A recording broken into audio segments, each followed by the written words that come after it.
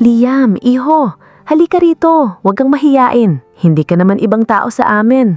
Malakas na tawag ni Ate Rina habang kumakaway sa gitna ng siksikang chapel ng punerarya. Napilitan akong humakbang papalapit. Ang amoy ng sandamakmak na bulaklak at kandila ay humahalo sa halimuyak ng mga mamahaling pabango ng mga kaibigan ni Ate Rina. Ano ka ba, Rina? Hayaan mong kapatid mo. Baka naiilang sa ating mga matatanda. Biro ng isang babae na nakasuot ng puting dress. Nako, Mylene, hindi to naiilang. Liam, si Tita Mylene mo. At ito naman ang anak ng isa pa naming kaibigan, si Maris. Nurse yan sa General Hospital. 28 years old, single na single. Ani ni Ate Rina na may kasamang malisyosong kindat. Ngumiti si Maris. Maganda siya, matangkad, at mukhang mabait. Hi Liam, IT ka raw sa Skylink. Oo, system architect. Aircraft interior designer. Pagtatama ko, pilit na ibinabalik ang tingin sa kanya. Pero ang totoo, ang peripheral vision ko ay nakapako sa babaeng katabi ni Tita Mylene na kanina pang tahimik. At ito naman, pagpapatuloy ni Ate Rina, ang BFF namin, ang pinakamatalino at pinakamagandang doktor ng grupo, si Sandra, Doktora Sandra Salvador. Doon na ako napatingin ng diretsyo. Hindi ko mapigilan. Tumingin sa akin si Sandra. Inalis niya ang kanyang suot na salamin. Ang mga mata niya ay hindi pagod, kundi puno ng otoridad na may halong misteryo.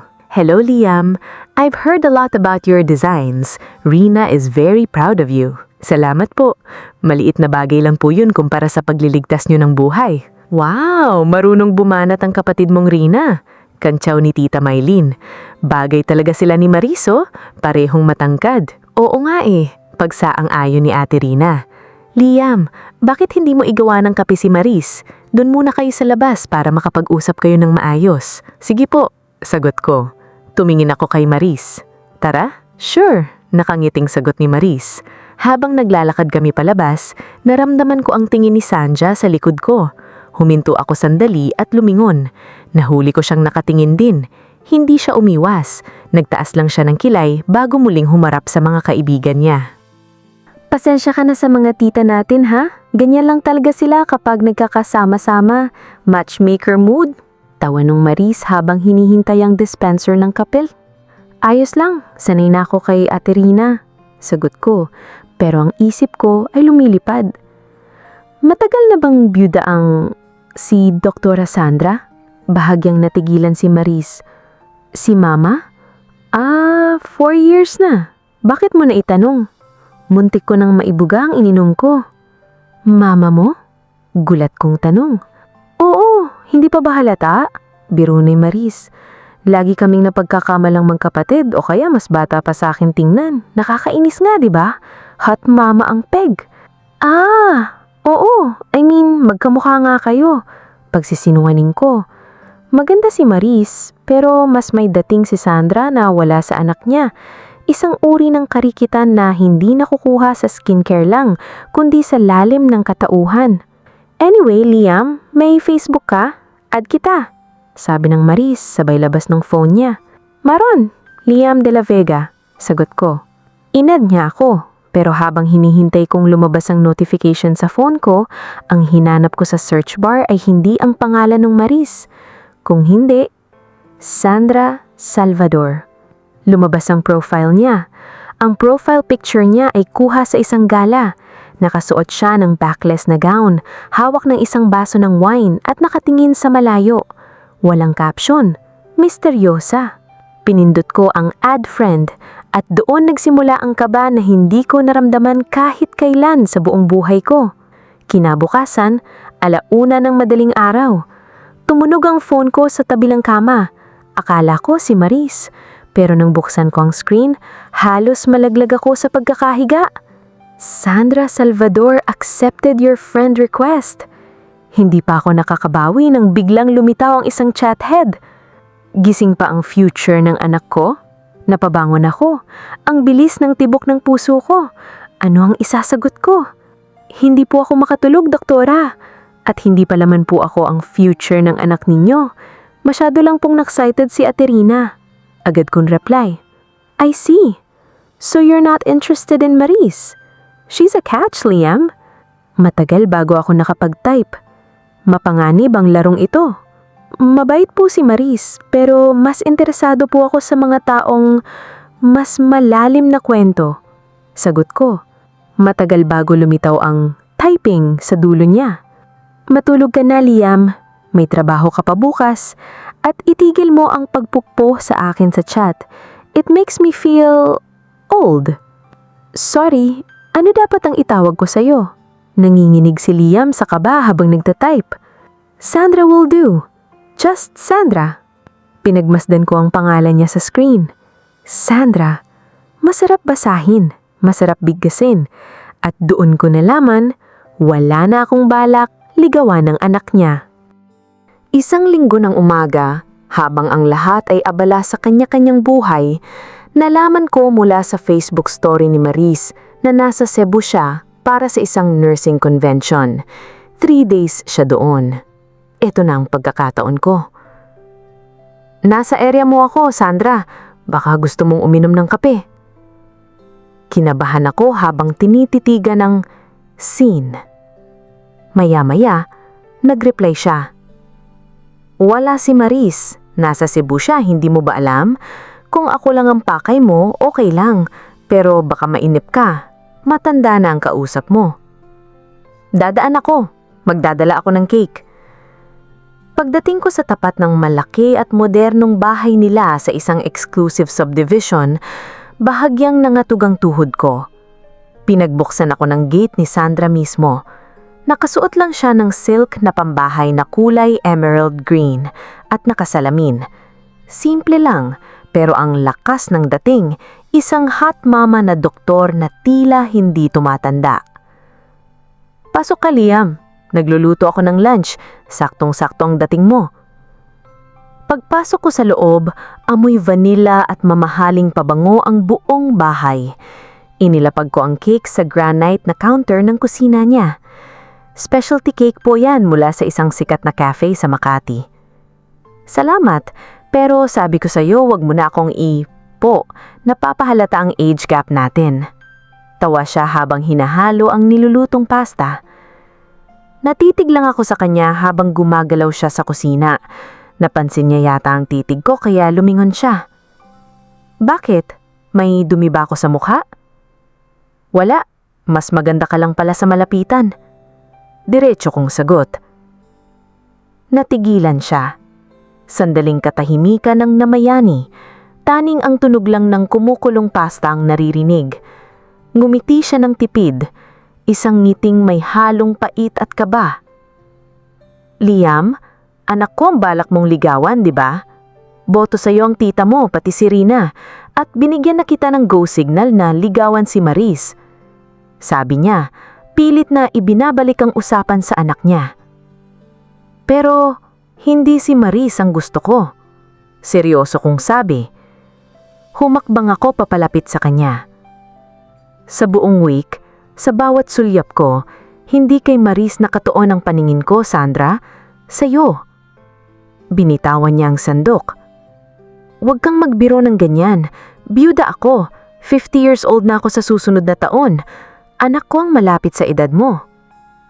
Yes, I'm 34 and age is just a number. At hindi ako nagbibiro. Sagot ko. Kumain kami ng lunch, pero sa buong oras ng pagkain, panay ang pasok niya kay Maris sa usapan. Sabi niya nasa Cebu raw ang anak niya para sa karir nito, at ang isa pa niyang anak naman ay nasa Dubai nagtatrabaho. Ramdam ko na tinitreat niya ako bilang future ng anak niya, o siguro iyon ang pinipilit niyang paniwalaan para protektahan ng sarili niya. Nang natapos kumain, nagpumilit akong tumulong sa paghuhugas ng pinggan. Ako na rito, Sandra. Magpahinga ka na muna. Ang kulit mo rin, no? Natatawa siya habang nakasandal sa lababo, pinapanood ko. Nang natapos ako, nagpaalam na ako. Kailangan ko na sigurong umuwi bago pa ako tuluyang hindi makaalis dito. Hinatid niya ako sa pinto. Pagdating sa may threshold, tumigil kami. Salamat sa cake, Liam, at salamat sa kumpanya, mahinang sabi niya.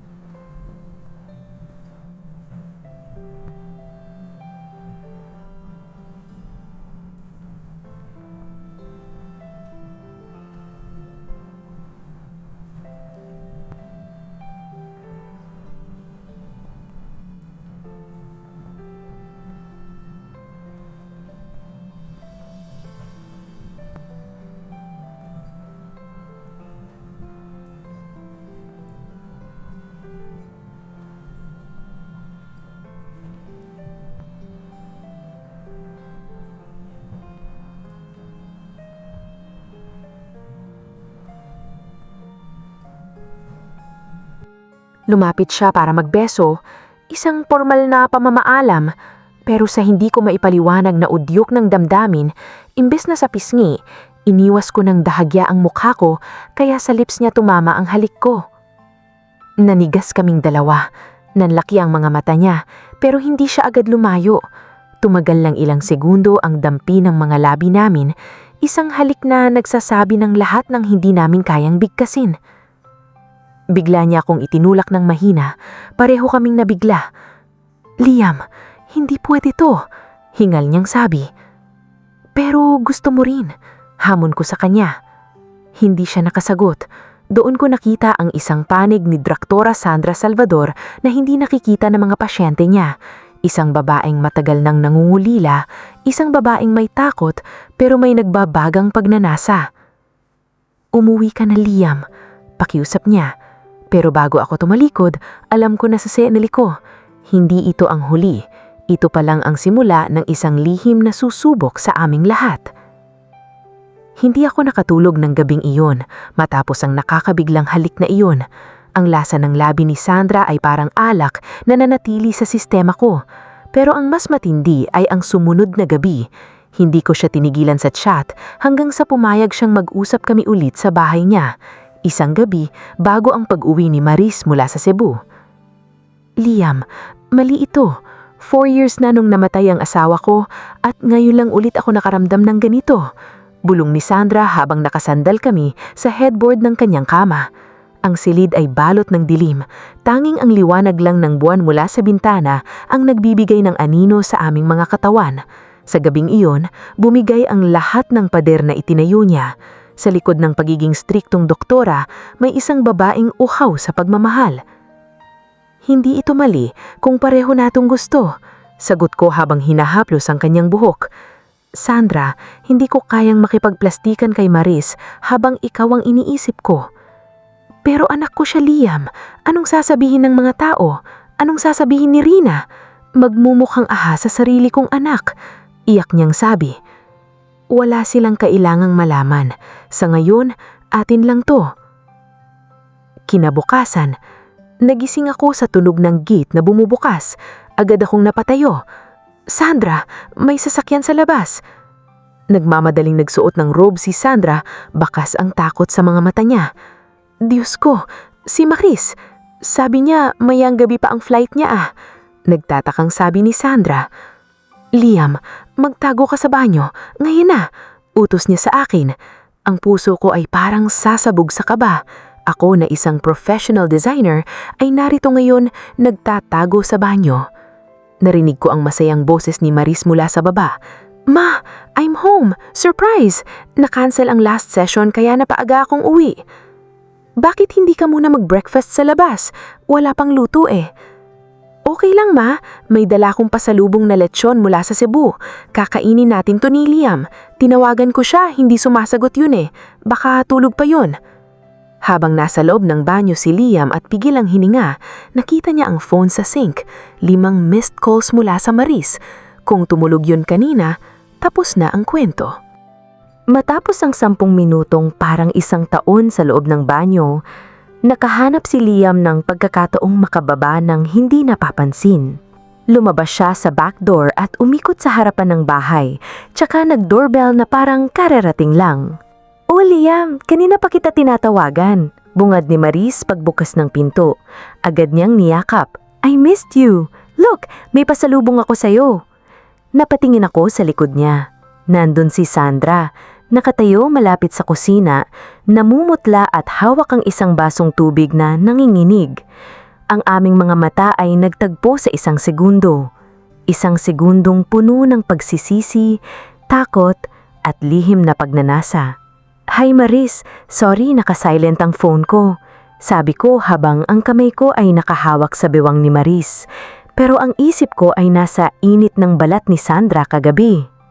"Kain na tayo. Ma, halika na rito," aya ni Maris.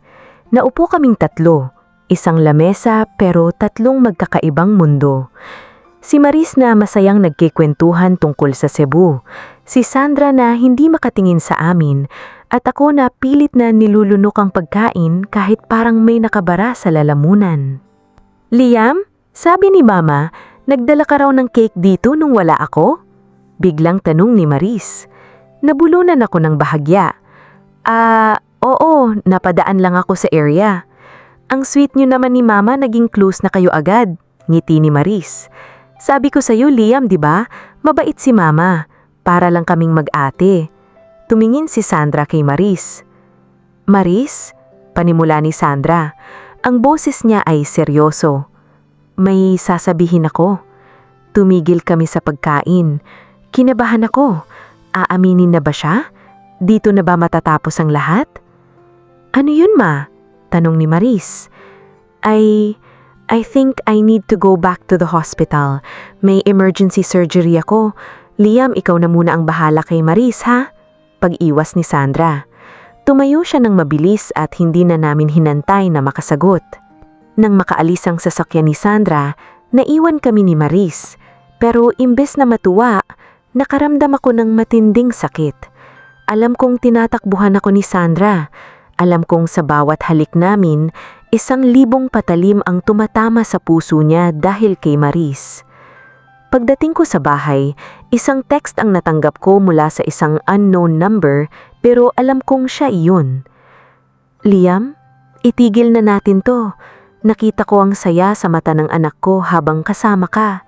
Hindi ko kayang patayin ang sariling anak para lang sa sarili kong kaligayahan. Please, huwag ka nang magpapakita sa akin. Sa mata ng publiko at ng kanilang mga pamilya, si Liam ang huwarang manliligaw.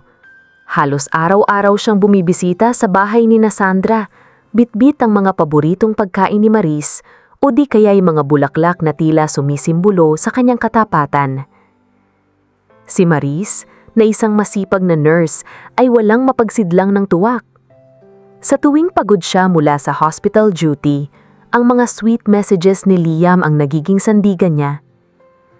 Ma, sobrang swerte ko kay Liam.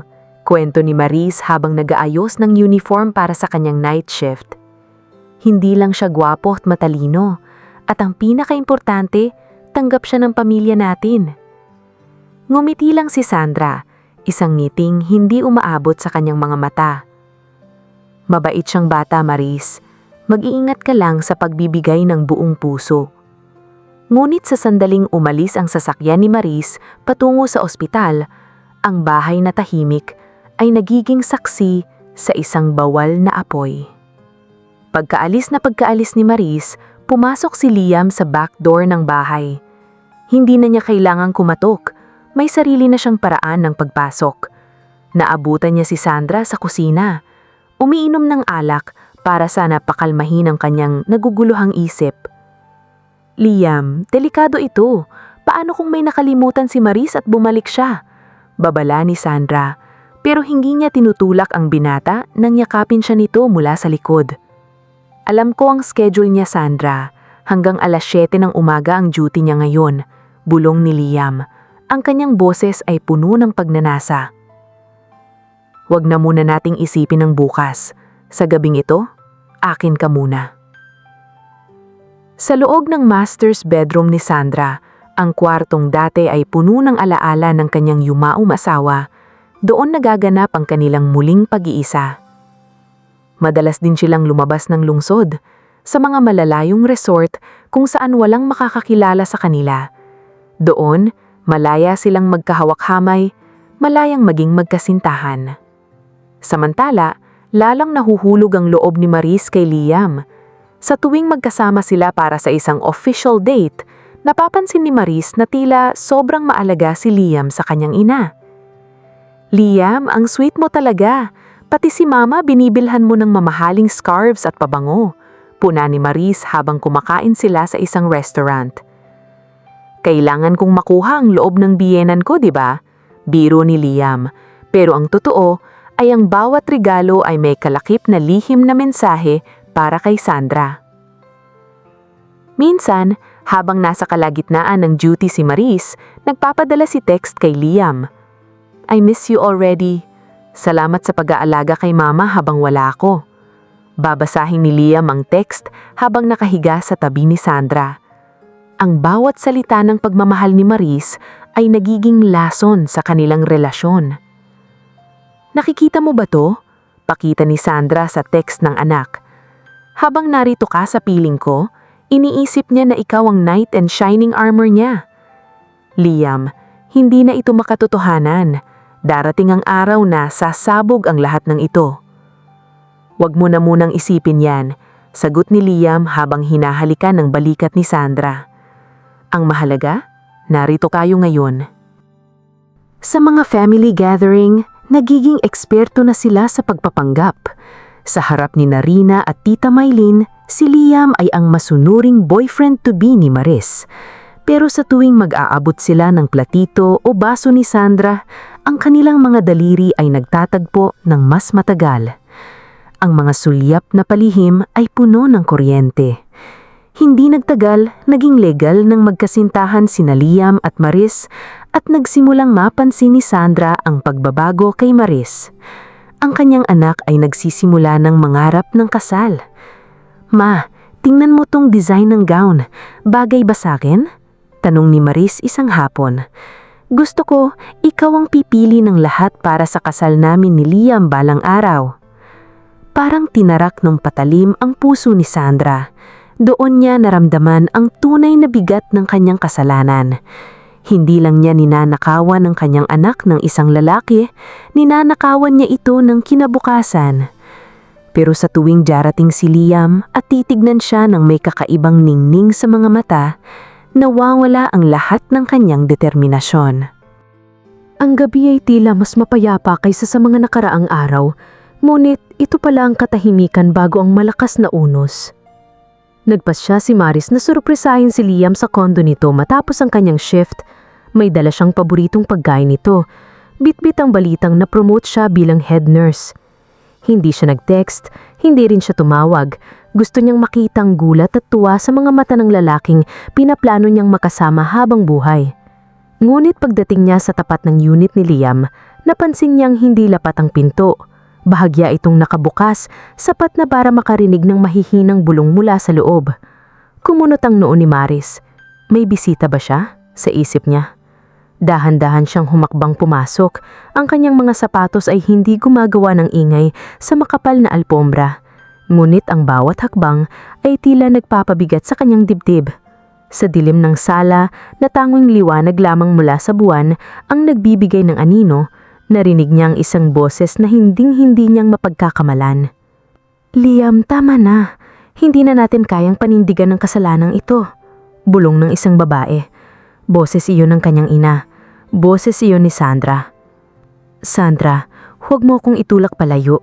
Alam nating dalawa na hindi ito pagkakamali. Sagot ng boses ni Liam, puno ng pagnanasa at sakit. Mahal kita. Handa akong harapin ang lahat, kahit si Maris. Parang tumigil ang pag-ikot ng mundo ni Maris. Ang supot na hawak niya ay dahan-dahang nalaglag, naglikha ng mahinang kalabog sa sahig. Sa siwang ng pinto ng silid, nakita niya ang imaheng wawasak sa kanyang pagkatao. Ang kanyang ina, ang kagalang-galang na doktora, ay nakayakap kay Liam. Ang mga kamay ni Liam ay nakabaon sa buhok ni Sandra. Ang mga halik na dapat ay para sa kanya, ay ibinibigay nito sa babaeng nagluwal sa kanya. Ma, ang tanging salitang lumabas sa bibig ni Maris, halos hindi marinig, parang isang hikbi ng isang matang naliligaw. Sabay na lumingon ng dalawa. Ang mukha ni Sandra ay agad nawala ng kulay. Ang kanyang mga mata ay nanablak sa matinding sindak. Si Liam naman ay tila na bato, hindi magawang bitawan ng pagkakayakap kay Sandra sa bilis ng pangyayari. Maris, nauutal na sambit ni Sandra. Mabilis siyang lumayo kay Liam, naninginig ang kanyang mga kamay habang inaayos ang kanyang gusot na damit. Anak, hindi mo naiintindihan. Ano ang hindi ko naiintindihan, ma? Sigaw ni Maris. Ang kanyang boses ay pumutok sa gitna ng katahimikan ng gabi. Ang mga luha niya ay nagsimulang dumaloy, mainit at puno ng pait. Kaya pala laging busy si Liam dahil magkasama kayo. Dahil sa likod ko, ang nanay ko pala ang karibal ko. Maris, makinig ka muna. Paglapit ni Liam, ang kanyang mukha ay puno ng pagsisisi, ngunit may bahid pa rin ng katotohanang hindi niya maitago. Hindi namin ginusto ito. Nangyari lang. Nangyari lang? Halos mawala ng hininga si Maris sa tawa na puno ng pait. Liam, pinagkatiwalaan kita. At ikaw, ma, Ikaw ang idolo ko. Ikaw ang dahilan kung bakit ako nag-nurse dahil gusto kong maging katulad mo. Pero ganito ka pala, isang ahas na handang manuklay ng kalahibayan ng sariling anak. Patawad anak, patawad. Lumuhod si Sandra sa harap ni Maris, pilit na hinahawakan ang kanyang mga kamay, ngunit itinulak siya ni Maris ng malakas. Huwag mo akong hahawakan, nandidiri ako sa inyo, sigaw ni Maris na tila nanggagaling sa kailaliman ng kanyang kaluluwa. Lahat ng alaala natin, lahat ng plano natin para sa kasal, lahat yun ay basura na yun. Sana hindi na lang kita naging ina, Sandra, at sana hindi na lang kita nakilala, Liam. Tumalikod si Maris at tumakbo palabas ng unit. Ang mga sumunod na araw matapos ang gabing iyon ay tila isang mahabang bangungot para kay Sandra. Hindi sumasagot si Maris sa anumang tawag o text. Ang bahay na dati ay puno ng halakhak ay naging parang isang abandonadong gusali, malamig, tahimik at puno ng multo ng nakaraan. Sa kabilang banda, hindi rin tumitigil si Liam sa pagpunta sa ospital at sa bahay ni Sandra.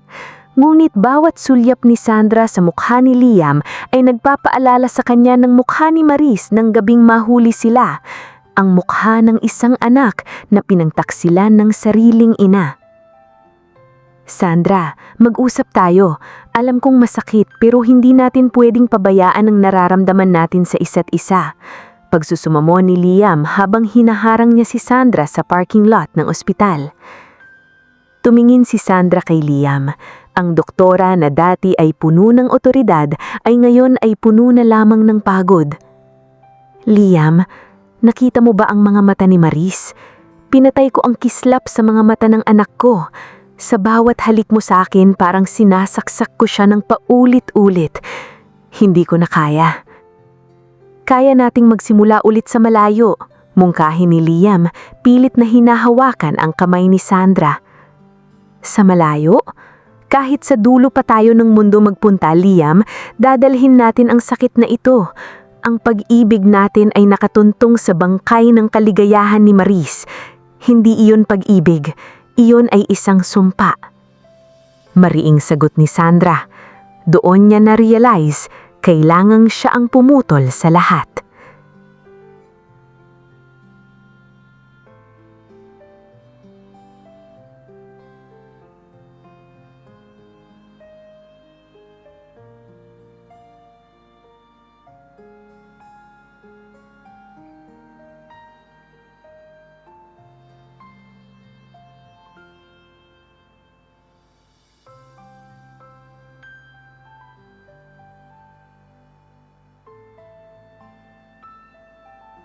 Ang mga sumunod na araw matapos ang gabing iyon ay tila isang mahabang bangungot para kay Sandra.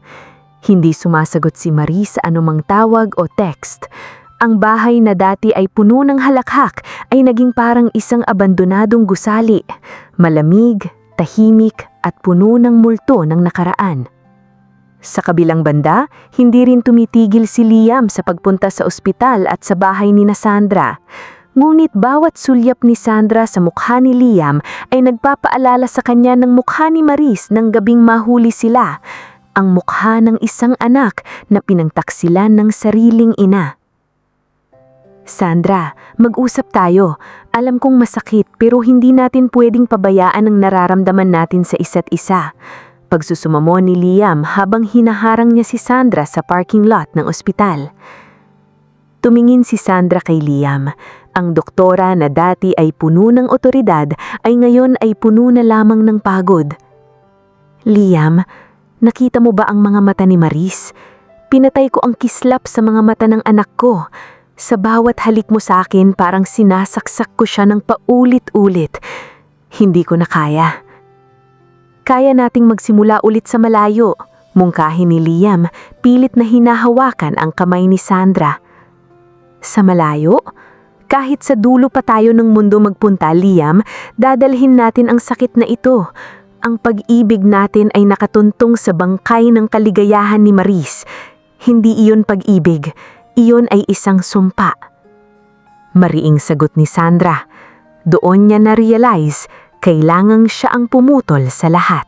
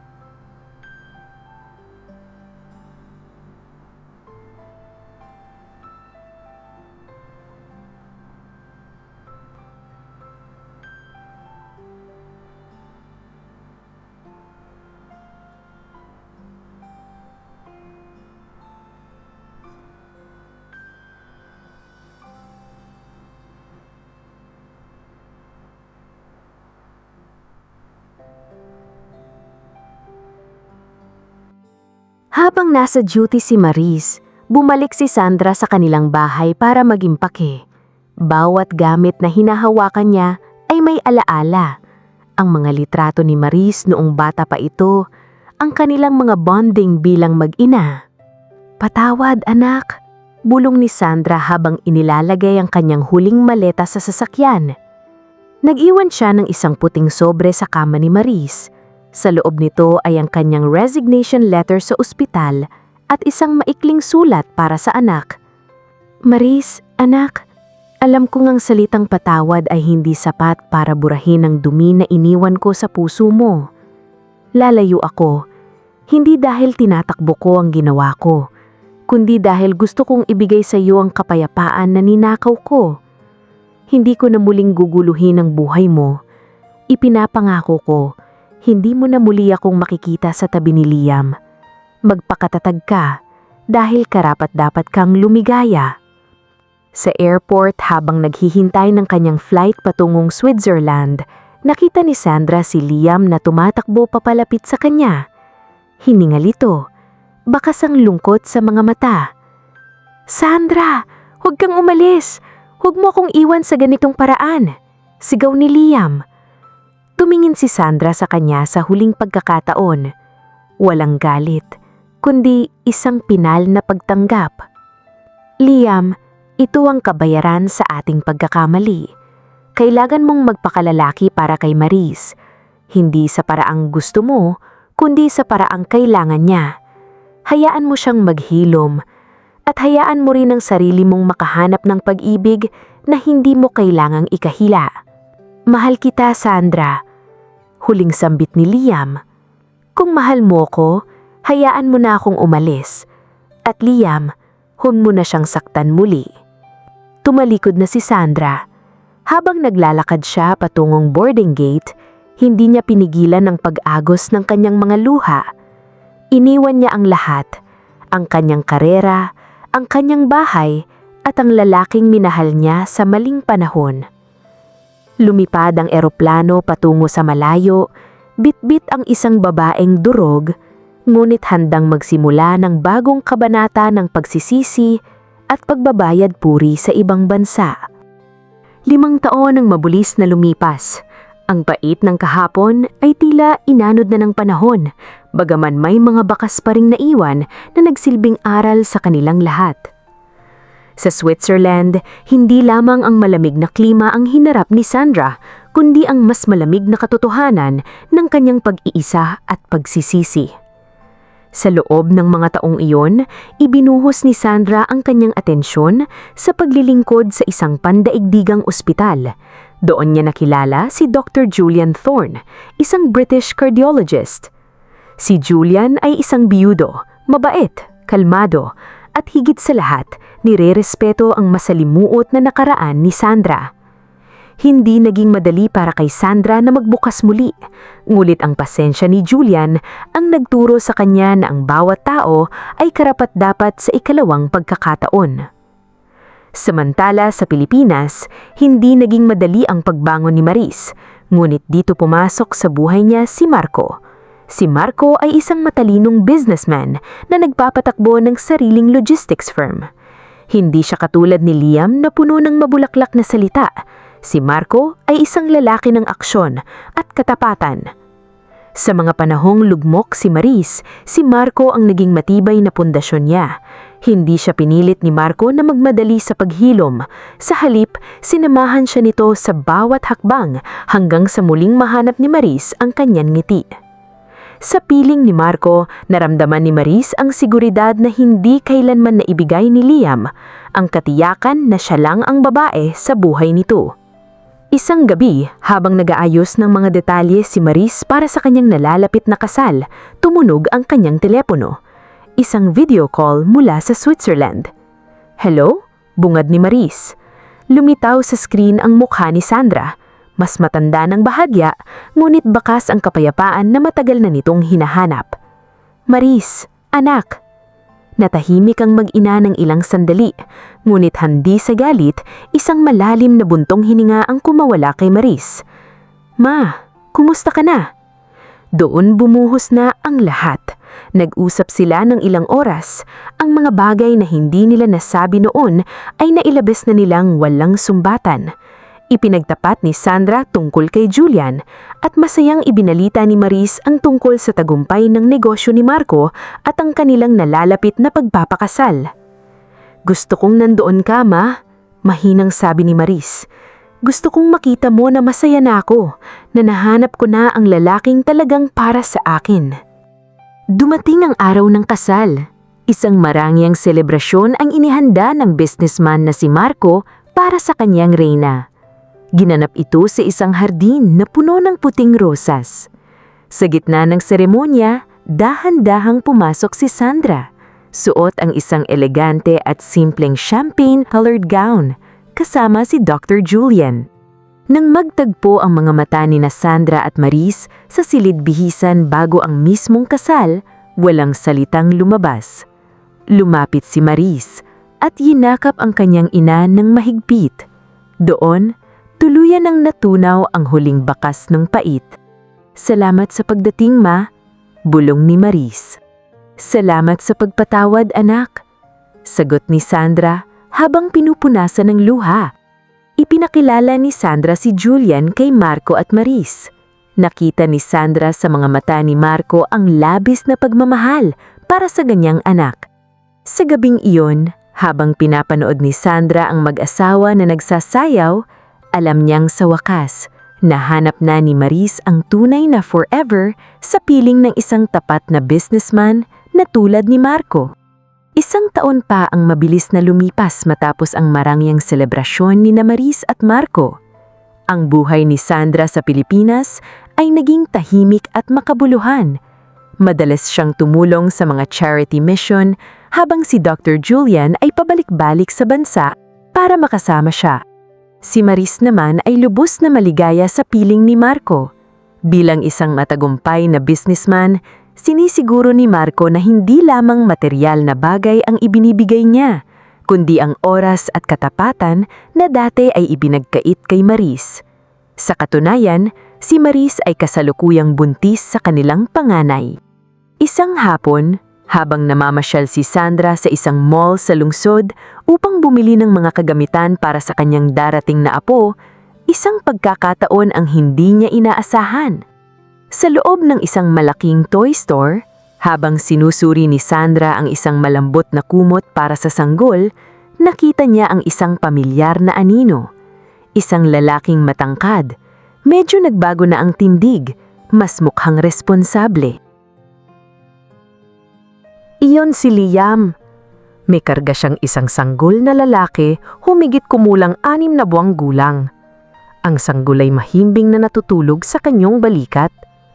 Sa tabi niya ay isang magandang babae, si Sofia, na abala sa pagpili ng gatas at bote. Nagtagpo ang kanilang mga mata. Sa loob ng ilang segundo, tila huminto ang mundo. Walang kaba, walang galit, at wala na ang dating mapanirang pagmangasa.